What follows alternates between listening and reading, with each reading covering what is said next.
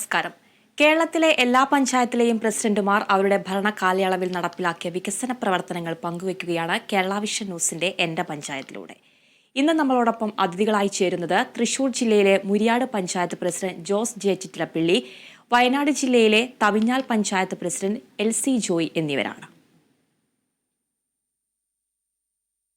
എല്ലാവർക്കും എന്റെ പഞ്ചായത്തിലേക്ക് സ്വാഗതം.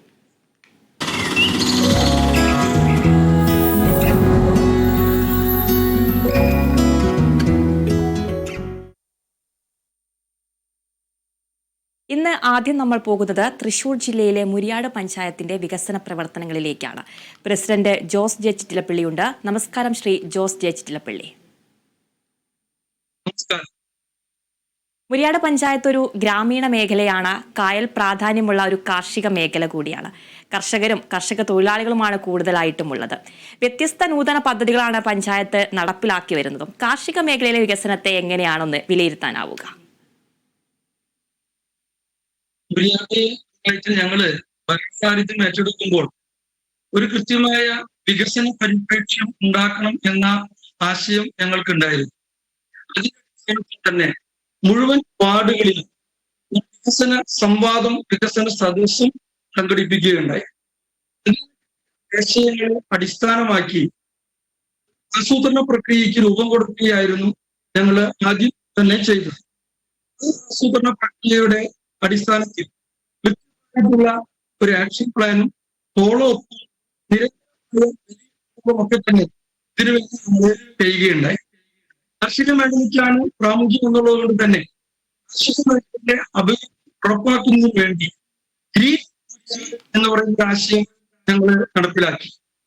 മഞ്ഞൾ പ്രസാദം എന്ന പേരിൽ ഇഞ്ചി മഞ്ഞൾ കൃഷി വ്യാപിപ്പിക്കാനുള്ള പദ്ധതി, കർഷക ഭൂമികളിൽ ഔഷധ കൃഷി വ്യാപിപ്പിക്കാനുള്ള പദ്ധതി, നെൽകൃഷിക്ക് പലവിധത്തിലുള്ള സഹായം, അത് കൂലിച്ചെലവായാലും അതുപോലെ തന്നെ വിത്ത് കൊടുത്തുകൊണ്ടായാലും അതുപോലെ സ്പ്രേയർ അടക്കമുള്ള ഉപകരണങ്ങൾ കൊടുത്തുകൊണ്ടായാലും പാടശേഖര സമിതികളെ ശാക്തീകരിച്ചുകൊണ്ടും നെൽകൃഷിയെ നമ്മൾ നടപ്പിലാക്കേണ്ടത് വലിയൊരു ഒരു പഞ്ചായത്തിനെ സംബന്ധിച്ചിടത്തോളം. കേരനാട് എന്ന പേരിൽ കേര കർഷകരെ സഹായിക്കാനുള്ള മറ്റൊരു പദ്ധതി കൂടി നമ്മൾ നടപ്പിലാക്കുകയുണ്ടായി. ജാതി നല്ലപോലെ കൃഷി ചെയ്യുന്ന ഒരു മേഖലയാണ് മുരിയാട് ഗ്രാമപഞ്ചായത്ത്. ഇടവഴിയായി വാഴ നല്ലപോലെ കൃഷി ചെയ്യുന്നുണ്ട്. നിരവധി മേഖലകളിൽ കാലത്തൊക്കെ തന്നെ വാഴപ്പഴത്തിന് വേണ്ടി മറ്റു പല പ്രദേശങ്ങളിലും ഉള്ളവർ ആശ്രയിക്കുന്നത് മുരിയാടിലെ കാർഷിക മേഖലയാണ്. വാഴ ഗ്രാമം എന്ന പേരിൽ ഒരു പദ്ധതി ഞങ്ങൾ നടപ്പിലാക്കുകയുണ്ട്. ഒരുപാട് ജലാശയങ്ങൾ, പ്രത്യേകിച്ച് കായൽ മേഖലയാണ് എന്നുള്ളത് കൊണ്ട് തന്നെ ഒരുപാട് ജലാശയങ്ങൾ നമ്മുടെ നാട്ടിലുണ്ട്. ജലാശയങ്ങളിലെ മത്സ്യസമ്പത്തിനെ പരിപോഷിപ്പിക്കുന്നതിന് വേണ്ടി മത്സ്യകൃഷിക്ക് വേണ്ടിയുള്ള പ്രത്യേക പദ്ധതികളും നമ്മൾ നടപ്പിലാക്കുകയുണ്ടായി. കിഴങ്ങ് വർഗ കൃഷിയെ വ്യാപിപ്പിക്കുന്ന പദ്ധതികളും നമ്മൾ നടപ്പിലാക്കി. മനുഷ്യരെ ഉപയോഗപ്പെടുത്തിക്കൊണ്ട്, പ്രത്യേകിച്ച് കുടുംബശ്രീ സംവിധാനത്തെ ഉപയോഗപ്പെടുത്തിക്കൊണ്ട് ഹൈടെക് അടുക്കള പച്ചക്കറി കൃഷി വ്യാപിപ്പിക്കാൻ വേണ്ടി നമുക്ക് കഴിയുന്നു. ക്ഷീരമേഖല വലിയ മേഖലയാണ് പഞ്ചായത്തിനെ സംബന്ധിച്ചിടത്തോളം. ക്ഷീരഗ്രാമം എന്ന പേരിൽ തൃശ്ശൂർ ജില്ലയിൽ 2 പഞ്ചായത്തുകൾ നടപ്പിലാക്കിയപ്പോൾ അത് 1 ഗ്രാമപഞ്ചായത്തായിരുന്നു. വികസന വകുപ്പും പഞ്ചായത്തും സംയുക്തമായിട്ടാണ് ആ ക്ഷീര മേഖലയിലെ കർഷകർക്ക് താങ്ങാവുന്ന ക്ഷീര ഗ്രാമം പദ്ധതി ആക്കിയിട്ടുള്ളത്. അങ്ങനെ നിരവധി തീർച്ചയായിട്ടും കാർഷിക മേഖലയിൽ നിരവധി വികസന പ്രവർത്തനങ്ങളാണ് ഗ്രാമപഞ്ചായത്ത് നടപ്പിലാക്കുന്നത്. കായലുകളാൽ ചുറ്റപ്പെട്ടതുകൊണ്ട് തന്നെ ടൂറിസം സാധ്യത ഏറെയുള്ള ഒരു പ്രദേശമാണ്. എങ്ങനെയാണ് പഞ്ചായത്ത് ടൂറിസം സാധ്യതകളൊക്കെ പ്രയോജനപ്പെടുത്തുന്നത്? നമ്മുടെ ആസൂത്രണ പ്രക്രിയയിൽ മുഖ്യമായൊരു സ്ഥാനം പ്രാദേശിക ടൂറിസത്തിന് പഞ്ചായത്ത് നൽകുകയുണ്ട്. കാരണം ഒരുപാട് കുളങ്ങള്, തോടുകള്, കായൽ മേഖലകള്, ഹരിതാപമായ നെൽവയലുകൾ ഒക്കെ തന്നെ ടൂറിസത്തിന് അനുയോജ്യമായ ഒരു സാഹചര്യം ഉണ്ട് എന്ന കാഴ്ചപ്പാടിന്റെ അടിസ്ഥാനത്തിൽ ടൂറിസം മേഖലയിലെ 3 പ്രധാനപ്പെട്ട കേന്ദ്രങ്ങളെ ഫോക്കസ് ചെയ്തുകൊണ്ട് DPR തയ്യാറാക്കുകയുണ്ടായി. അതിൽ പ്രഥമ പരിഗണന നമ്മൾ കൊടുത്ത പദ്ധതി എന്നുള്ള രീതിയിൽ മുതുമുചിറ ഡെസ്റ്റിനേഷൻ ടൂറിസം പദ്ധതിക്കാണ്. ടൂറിസം വകുപ്പിന് സമർപ്പിച്ചു. തൃശ്ശൂർ ജില്ലയിൽ 26ഓളം പഞ്ചായത്തുകൾ അത്തരം പദ്ധതികൾക്ക് DPR വെച്ചപ്പോൾ 2 പഞ്ചായത്തുകൾക്ക് മാത്രമാണ് അനുമതി ലഭിച്ചത്. അത് പഞ്ചായത്തിലെ പൊതുമുചിറ ഏകദേശം 4 ഏക്കറയോളം ഒതുമ്പുചിറ 2 വശവും ഹരിതമായ നെൽവയലുകളാൽ വ്യാപിച്ചു കിടക്കുന്ന ഒരു ഭാഗം തെങ്ങിൻ തോപ്പുകളാൽ സമ്പന്നമായ മറ്റു 2 ഭാഗവും പീഡിക റോഡിനാൽ സമ്പന്നമായ ആ മേഖലയെ നമ്മൾ ടൂറിസം ഹബ്ബാക്കി മാറ്റുന്നതിന് വേണ്ടിയുള്ള പ്രവർത്തനങ്ങൾ ആരംഭിച്ചു കഴിഞ്ഞു. പ്രവർത്തനങ്ങൾക്ക് തുടക്കം കുറിച്ചു കഴിഞ്ഞിട്ടുണ്ട്. തീർച്ചയായിട്ടും ആരോഗ്യരംഗത്ത് പാലിയേറ്റീവ് രംഗത്ത് ഗ്രാമപഞ്ചായത്തിന്റെ ഒരു ഇടപെടൽ എത്രത്തോളമാണ് നടപ്പിലാക്കുന്നത്? നമ്മുടെ ഏറ്റവും കൂടുതൽ ശ്രദ്ധിച്ച മറ്റൊരു മേഖല, പ്രത്യേകിച്ച് ഭരണസമിതി അധികാരത്തിൽ വന്നത് കോവിഡ് ഒരു പശ്ചാത്തലത്തിലാണ്. ആ കോവിഡ് കാലത്ത് ആരോഗ്യ മേഖലകൾ ശാക്തീകരിക്കുന്നതിന് വേണ്ടിയുള്ള പ്രവർത്തനങ്ങൾക്ക് ഞങ്ങൾ തുടക്കം കുറിച്ചു. പഞ്ചായത്തിൽ ഏക ആശുപത്രി ആനന്ദപുരത്ത് സ്ഥിതി ചെയ്യുന്ന കമ്മ്യൂണിറ്റി ഹെൽത്ത് സെന്ററാണ്. ആ സെന്റർ പഴയ കെട്ടിടത്തിലായിരുന്നു നിലനിന്നിരുന്നത്. ഇപ്പോൾ സംസ്ഥാന സർക്കാരിന്റെയും സ്ഥലം MLA മന്ത്രിയുമായ ബിന്ദു ടീച്ചറുടെയും സഹായത്തോടു കൂടി 1 കോടി രൂപ ചെലവഴിച്ച് പുതിയ ഒരു കെട്ടിടം നിർമ്മാണം പൂർത്തിയാക്കി. ഇപ്പോൾ മറ്റു OP ബ്ലോക്കിന്റെ നിർമ്മാണം അവിടെ ആരംഭിച്ചു കഴിഞ്ഞു. ബ്ലോക്ക് പഞ്ചായത്തിന്റെ സഹകരണത്തോടു കൂടി അവിടെ തന്നെ ഒരു വാട്ടർ ATM നമ്മൾ സ്ഥാപിക്കുകയും ഡയാലിസിസ് രോഗികൾക്ക് മാസം തോറും 4000 രൂപ വെച്ച് കൊടുക്കുന്ന പ്രാണ ഡയാലിസിസ് പദ്ധതിയും നമ്മൾ ഇക്കാലയളവിൽ നമുക്ക് നടപ്പിലാക്കാൻ വേണ്ടി കഴിഞ്ഞിട്ടുണ്ട്. പാലിയേറ്റീവ് രംഗത്ത് നടക്കുന്ന ഇടപെടലിന്റെ ഭാഗമായി സൗത്ത് ഇന്ത്യൻ ബാങ്കിന്റെ CSR ഫണ്ട് ഉപയോഗപ്പെടുത്തിക്കൊണ്ട് ഒരു വാഹനം നമുക്ക് ലഭിച്ചിട്ടുണ്ട്. ആശുപത്രിയിൽ OP നമുക്ക് ആരംഭിക്കാൻ വേണ്ടി കഴിയും. അതോടൊപ്പം തന്നെ ഗ്രാമീണ മേഖലയിലെ ആരോഗ്യ ഉപകേന്ദ്രങ്ങളെ ശാക്തീകരിക്കുക എന്ന പ്രവർത്തനം കൂടി ഞങ്ങൾ ഏറ്റെടുത്തിട്ടുണ്ട്. ഡോക്ടേഴ്സ് അറ്റ് വില്ലേജ് എന്ന പദ്ധതി പ്രകാരം ആരോഗ്യ ഉപകേന്ദ്രങ്ങളിൽ ഇപ്പോൾ ഡോക്ടർമാരുടെ സേവനം നമുക്ക് ലഭ്യമാണ്. മാത്രമല്ല ആരോഗ്യ ഉപകേന്ദ്രങ്ങളിൽ ജലപരിശോധന, EMI machine, digital connectivity, teacher Doppler നിരീക്ഷണ സംവിധാനം, യോഗ പരിശീലനം, എയറോബിക്സ് പരിശീലനം അടക്കം നമുക്കിപ്പോൾ ലഭ്യമാണ്.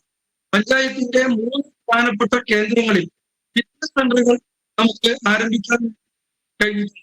ആ രീതിയിൽ വലിയ ആരോഗ്യ മേഖലയിൽ ഈ കാലയളവിൽ നമ്മൾ തീർച്ചയായിട്ടും ആരോഗ്യരംഗത്തും നിരവധി വികസന പ്രവർത്തനങ്ങൾ ഗ്രാമപഞ്ചായത്ത് നടത്തി വരുന്നുണ്ട്. ഏറ്റവും പ്രധാനപ്പെട്ടതാണ് വിദ്യാഭ്യാസ മേഖല. വിദ്യാഭ്യാസ മേഖലയിൽ ഒരുപാട് നൂതന പദ്ധതികളാണ് ഗ്രാമപഞ്ചായത്ത് ആവിഷ്കരിച്ചിരിക്കുന്നത്. എന്തൊക്കെ പദ്ധതികളാണ് ഈ വിദ്യാഭ്യാസ മേഖലയിൽ നടപ്പിലാക്കുന്നത്? ഉരിയാട് ഗ്രാമപഞ്ചായത്തിനെ സംബന്ധിച്ചിടത്തോളം കാർഷിക മേഖലയാണ് പ്രധാനപ്പെട്ട ഫോക്കസ് ഏരിയ എന്നതുകൊണ്ട് തന്നെ കർഷക തൊഴിലാളികളുമാണ് ബഹുഭൂരിപക്ഷം പേരും. സാമ്പത്തികമായിട്ട് ഏറെ പിന്നോക്കം നിൽക്കുന്നവരാണ്. അധസ്ഥിത വിഭാഗങ്ങൾ ഏറെ കൂടുതലുള്ള ഒരു മേഖല കൂടിയാണ് ഉരിയാട് പഞ്ചായത്ത്. അവരപരമായി ഉയർത്തിയാൽ മാത്രമേ നാടിന്റെ വികസനവും അവരുടെ ഭാവിയും സുരക്ഷിതമാകൂ എന്ന വ്യക്തമായ കാഴ്ചപ്പാട് പഞ്ചായത്തിനുണ്ട്. പഞ്ചായത്ത് ഏക സർക്കാർ വിദ്യാലയം ആനന്ദപുരം സർക്കാർ UP സ്കൂളാണ്. അവിടെ ഒരു പഴയ കെട്ടിടമായിരുന്നു നിലനിൽക്കുന്നത്. സംസ്ഥാന സർക്കാരിന്റെ സഹകരണത്തോടു കൂടി 1 കോടി രൂപ ചെലവഴിച്ച് പുതിയ ഒരു കെട്ടിടം, ഏകദേശം 6ഓളം ക്ലാസ് മുറികൾ, പുതിയ ഒരു കെട്ടിടം അവിടെ നിർമ്മാണം പൂർത്തിയാക്കി. ക്ലാസ് റൂമുകളായി മാറ്റപ്പെട്ടു. അതുപോലെ തന്നെ പ്രീ പ്രൈമറി വിഭാഗത്തിന് സ്റ്റാഫ് പദ്ധതിയിൽ ഉൾപ്പെടുത്തി പഴുവമല്ലി എന്ന പേരിട്ടുകൊണ്ട് വളരെ മനോഹരമായിട്ടുള്ള പ്രീ പ്രൈമറി വിദ്യാഭ്യാസം ഈ കാലയളവിൽ അവിടെ നമുക്ക് ആരംഭിക്കാൻ വേണ്ടി കഴിയും. നാച്ചുറൽ പാർക്ക്, അനുഭവോദ്യാനം, പുതിയ കളിസ്ഥലം, assembly point, block, kitchen block, കായിക നിയമനം, അങ്ങനെ എല്ലാ രംഗത്തുള്ള ഏക വിദ്യാഭ്യാസത്തെ നമ്മൾ രാജ്യാന്തര നിലവാരത്തിലേക്ക് ഉയർത്തുന്ന നടപടികളാണ് ഈ കാലയളവിൽ നടത്തിയിട്ടുള്ളത്. ഒപ്പം തന്നെ അംഗനവാടി മേഖലയിൽ പ്രവർത്തിക്കുന്ന അംഗനവാടികളുടെ പ്രവർത്തനം മെച്ചപ്പെടുത്തുന്നതിന് വേണ്ടി വലിയ പഠനം നമ്മൾ നടത്തിയിട്ടുണ്ട്. പുതിയ 3 അംഗനവാടികൾക്ക് കെട്ടിടം നിർമ്മിക്കാൻ ജില്ലാ പഞ്ചായത്തിന്റെയും MLA സഹകരണത്തോടു കൂടി നമുക്ക് സാധിച്ചിട്ടുണ്ട്.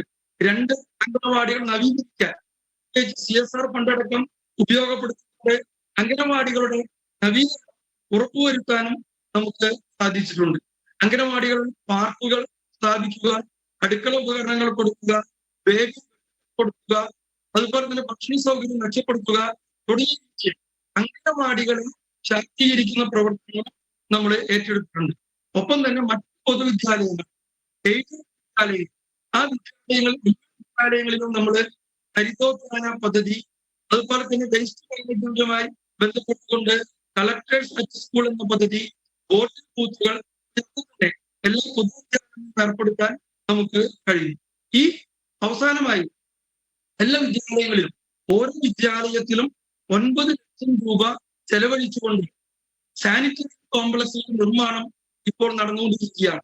45 ലക്ഷം രൂപയാണ് തീർച്ചയായിട്ടും വിവിധ പഞ്ചായത്ത് മേഖലകളിൽ വ്യത്യസ്തമായിട്ടുള്ള വികസന പരിപാടികളൊക്കെ നടത്തുമ്പോൾ ഏതെങ്കിലും തരത്തിലുള്ള വെല്ലുവിളികൾ നേരിട്ടിട്ടുണ്ടോ? ഈ വെല്ലുവിളികളൊക്കെ തരണം ചെയ്തിട്ട് എങ്ങനെയാണ് ഇത്തരത്തിലുള്ള വികസന പ്രവർത്തനങ്ങൾ ഗ്രാമപഞ്ചായത്ത് നടപ്പിലാക്കുന്നത്? നേരിട്ട് ഏറ്റവും പ്രധാനപ്പെട്ട വെല്ലുവിളി എന്ന് പറയുന്നത് കാലാവസ്ഥ വ്യതിയാനമാണ്. കാലാവസ്ഥ ഇപ്പോൾ നമുക്ക് മുൻകൂട്ടി പ്രവചിക്കാൻ കഴിയാത്ത അവസ്ഥ വരികയാണ്. പ്രത്യേകിച്ച് കാർഷിക മേഖലയാണ് എന്നുള്ളത് കൊണ്ടും കായിക മേഖലയ്ക്ക് പ്രാമുഖ്യമുണ്ട് കൊണ്ടും കാലാവസ്ഥയിൽ വരുന്ന ചെറിയ മാറ്റങ്ങൾ പോലും കാർഷിക മേഖലയിൽ വലിയ അനുരണനങ്ങളാണ് സൃഷ്ടിക്കുന്നത്. അതുണ്ടാക്കുന്ന പ്രത്യാഘാതങ്ങൾ അതീവ ഗുരുതരമാണ്. മിക്കവാറും കാർഷിക മേഖലയിൽ കർഷകർ വലിയ നിരാശയിലാണ്. എപ്പോ മഴ പെയ്യും എന്ന് പറയാൻ കഴിയില്ല, എപ്പോ വെള്ളം കയറുമെന്ന് പറയാൻ വേണ്ടി കഴിയില്ല. അതുകൊണ്ട് തന്നെ എപ്പോൾ കൃഷി ഇറക്കണമെന്ന് സംബന്ധിച്ചൊരു കാർഷിക കലണ്ടർ ഉണ്ടാക്കുക എന്നുള്ളതും വലിയ ബുദ്ധിമുട്ടാണ്. ഇതാണ് പഞ്ചായത്ത് നേരിടുന്ന ഏറ്റവും പ്രധാനപ്പെട്ട വെല്ലുവിളി ഒന്ന്. ഇപ്പോൾ ഇതിനെ മറികടക്കുന്നതിന് വേണ്ടി ചില സഹകരണത്തോടു കൂടി കാലാവസ്ഥ വ്യതിയാനത്തെ വേണ്ടിയുള്ള ഒരു ആക്ഷൻ പ്ലാൻ ഉണ്ടാക്കാൻ വേണ്ടി പോവുകയാണ്. ഏപ്രിൽ മാസം മുതൽ ആ ആക്ഷൻ പ്ലാൻ ഉണ്ടാക്കുന്നതിന് വേണ്ടിയുള്ള പ്രവർത്തനങ്ങളിലേക്ക് ഞങ്ങൾ ഇറങ്ങിത്തിരിക്കാൻ വേണ്ടി പോവുകയാണ്. തീർച്ചയായിട്ടും നിരവധി സാംസ്കാരികോത്സവമൊക്കെ നടത്തുന്ന ഗ്രാമപഞ്ചായത്ത് കൂടിയാണ് വയോജനങ്ങൾക്കും ഭിന്നശേഷിക്കാർക്കും ഒക്കെ, അല്ലേ? തീർച്ചയായും മഹോത്സവങ്ങളുടെ രംഗത്ത് ആദ്യം അംഗനവാടി കുട്ടികൾ, ആ അംഗനവാടി കുട്ടികളെ അവരുടെ സ്വാഭാവികമായുള്ള സർഗവാസനകളെ ഉദ്ദീപിക്കുന്ന ലക്ഷ്യത്തോടു കൂടി അംഗനവാടി കുട്ടികൾ കലോത്സവം സംഘടിപ്പിക്കുകയുണ്ടായി. ബോലിമിഠായി എന്ന് പറയുന്ന കലോത്സവം കഴിഞ്ഞ 2 വർഷക്കാലമായി ഞങ്ങൾ സംഘടിപ്പിച്ചുകൊണ്ടിരിക്കുന്നുണ്ട്. അതുപോലെ തന്നെ സീനേജ് പ്രായമായവർ വാർഡുകളിലും വയോജന ക്ലബ്ബുകൾ, സീനേജ് ക്ലബ്ബുകൾ രൂപീകരിക്കപ്പെട്ടു കഴിഞ്ഞു. അവർക്ക് വേണ്ടി വാർഡ് തലത്തിലുള്ള വയോജന കലോത്സവങ്ങൾ സംഘടിപ്പിച്ചു. ഇപ്പോൾ പഞ്ചായത്ത് അടിസ്ഥാനത്തിൽ ടീനേജ് കലോത്സവം മധുര സ്മൃതി എന്ന പേരിൽ ഞങ്ങൾ സംഘടിപ്പിച്ച് കഴിഞ്ഞിട്ടുണ്ട്. അതുപോലെ ഈ ഞാറ്റുവേലയുമായി ബന്ധപ്പെട്ട് ഒരു മഹോത്സവം ഞങ്ങൾ കഴിഞ്ഞ 3 വർഷമായി സംഘടിപ്പിക്കുന്നുണ്ട്. അവർ കാർഷിക മേഖലയുമായി ബന്ധപ്പെട്ട വിജ്ഞാനവും അതുപോലെ തന്നെ സെമിനാറുകളും മാത്രമല്ല, കാർഷിക മേഖലയുമായി ബന്ധപ്പെട്ട കലോത്സവങ്ങൾ കൂടി ഈ കാർഷിക ഞാറ്റുവേല മഹോത്സവത്തിന്റെ ഭാഗമായി സംഘടിപ്പിക്കുന്നുണ്ട്. ഇപ്പോൾ നമ്മുടെ കലാഗ്രാമം എന്ന പേരിൽ കുട്ടികൾക്കും യുവതാക്കൾക്കും നൃത്തം, സംഗീതം, ചിത്രരചന അടക്കമുള്ള കാര്യങ്ങൾ പരിശീലിക്കാനുള്ള കലാഗ്രാമം പദ്ധതി ഒരു നൂതന പദ്ധതി നടപ്പിലാക്കാൻ പോവുകയാണ്. തീർച്ചയായിട്ടും നിരവധി വികസന പ്രവർത്തനങ്ങൾ, നൂതന വികസന പ്രവർത്തനങ്ങൾ തന്നെയാണ് ഗ്രാമപഞ്ചായത്ത് നടപ്പിലാക്കി വരുന്നത്. എല്ലാ ഭാവി വികസനങ്ങളും യാഥാർത്ഥ്യമാകട്ടെ എന്ന് ആശംസിക്കുകയാണ്. നന്ദി ശ്രീ ജോസ് ജെ ചിറ്റിലപ്പള്ളി.